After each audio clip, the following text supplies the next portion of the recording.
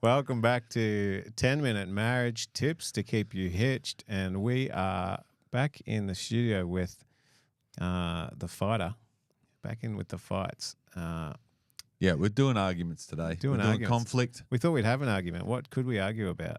Anything. Well, we've had plenty of arguments with this guy over here. He's Scottish. He knows how to fight. So today we're doing conflict. Thank you, Justin, for joining us. Thank you for Kyle for being here. Justin, just out of the curiosity, how long have you been married? 33 years. Okay. How many kids? 2 kids, 4 grandkids. Wow. Grandpa. Grandpa. Wow. So I'm 23. You're 33. We've got 10 on you. I'm about 13 months. There we go. We've got a 3 in it. Yeah. Our verse of today is coming from Ephesians 4:26. It says, "Don't sin by letting anger control you. Don't let the sun go down while you are still angry." This is something Trish and I hold in our marriage. We don't let the sun go down being angry. You might not We wake try and up. sort it out. Sleep with before one then. eye The open. best thing about my wife is she doesn't hold a grudge for days. So I love that. What's so important about conflict in marriage? And you get these couples that say, "Never had a fight. We never fight. We've never argued." Every relationship does conflict differently, but they must do conflict. Can you tell if a marriage is going to last by watching them in conflict? Personally, I don't know if I could tell, but all the studies say the ability to do conflict well constructively is the number one indicator of their marriage lasting and it being happy. But what's the best way to do conflict?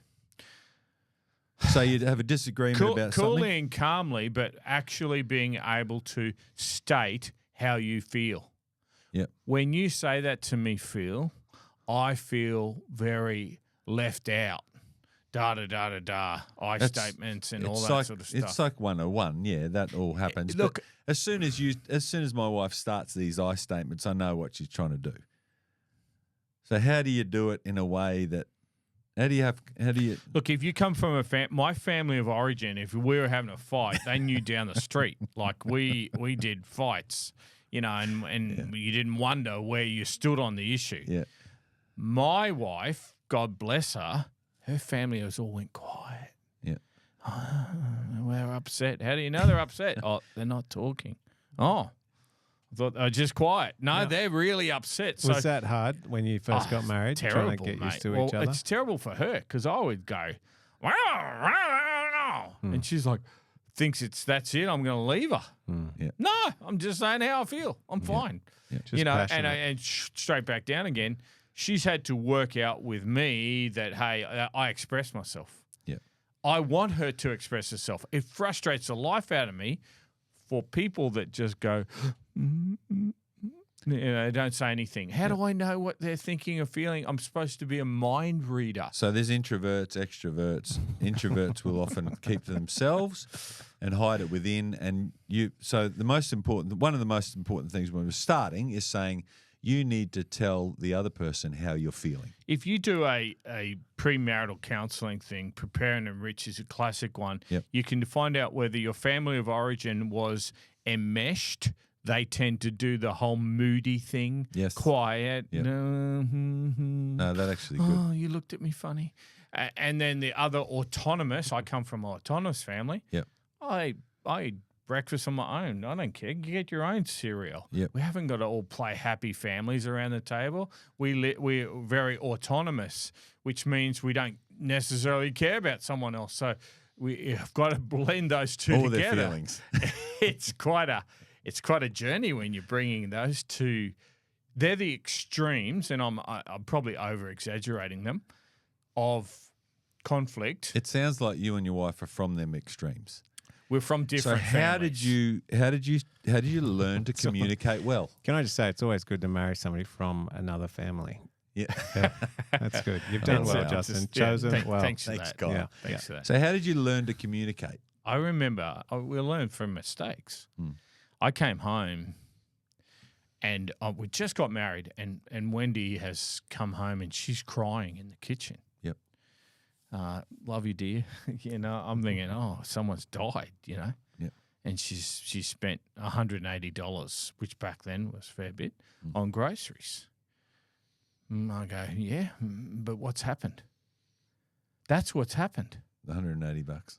Yeah, in her family, that's a catastrophe. Yep. Mine is, well, why didn't you get more? You know, so I do. I don't see the problem here. Yeah, because I'm very expressive. I can just say what I think. But if you come from a family that's rather enmeshed, you don't tend to say what you think. well, I've seen you.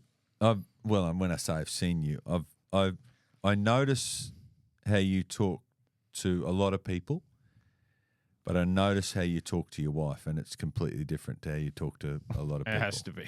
Has to be. So how did you learn to communicate? Just by trial and error? Yeah, trial and error. I didn't do a course. And then you said to yourself, hang on, I need to phrase that way. What I discovered, when my wife needed to talk and was upset, she went all quiet. Yep. And so I got a key word, I'd say. How you going, dear? Yep. When I said that, means I was listening. Yep. I shut my mouth because I'm the talker. Yep. I'm the expressive way I do conflict. For her to do conflict is a big effort. For me, it's like what I do for breakfast, lunch, and dinner. But for her, it's a big effort. So I have to shut mine down, switch it off, and just listen. And she can talk and talk and talk quietly. And that's her family, how they're built different than my family. Yep. If I married someone that came from a different family but similar sort of conflict model, we'd probably yell at each other and then we'd be fine. Yep. But which way did your kids go? Which one did they learn? I think they're a blend. Mm-hmm. So you've got balanced kids. Surprisingly. I don't know how that happened. Oh, my son's probably a bit more like me. My daughter's a bit more like her mother, but they're definitely a combination. Mm-hmm. Like my daughter, she's a nurse, and if there's something going wrong in the hospital, bit of a justice issue, just like her father, look out, boy. But my son, he's just like, look out, all the time. So a bit like his mother. We've got to. We're trying to keep everybody hitched here. So, Kyle, talk me through, how are you adjusting at the moment? Because you just started your marriage. How are you adjusting to the different communication levels and what's going on there? Are you having to adjust, or is it just easy? No, it is an adjustment. I think I'm probably on a similar path to Justin. I'm a young Justin in my marriage poor here. Dude. Yeah. No, I'm very blessed, actually. But so you're from a family that just says it how it is? I don't know which one I would box my family in, but definitely my wife comes from a family where her father never raises his voice. Yeah. And I'm from a family where there is raised voices, and so it is different. It is people from those families. They're very nuanced in the way they pick things up from people. They can pick things up real emotionally. Emotional intelligence. Yeah. And I'm probably very low. Emotionally sensitive. They're sensitive to where other people are, and you find your sweet wife would be very much that way. Correct. I'm very low on empathy, and I don't always sense when somebody else has an You're issue. autonomous. And so it's good to have somebody helping me balance out a bit there, and it's good. Learn to observe and respect a little more. There's so many different things coming in, like backgrounds and the way people are made, their DNA, everything like that. They're coming into a marriage, and you got this mishmash of everything.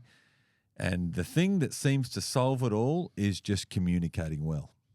Just communicate well how you feel, how you've experienced what you've just experienced. If someone's rose their voice at you, if someone's yelled at you, you need to express how that felt to you. It goes back one before that, but you need to listen well. Big time. For men particularly, because the female variety of human beings tend to be more need to verbalize things. What does the Bible say? Be quick. Does it say be quick to listen? Quick to listen, slow to speak. Yeah. particularly true for men in a marriage. I'm generalizing, but generally, men need to listen better. Listen better. And that's it. Our 10 minutes is up. They've been listening well. 10-minute marriage tip over. good.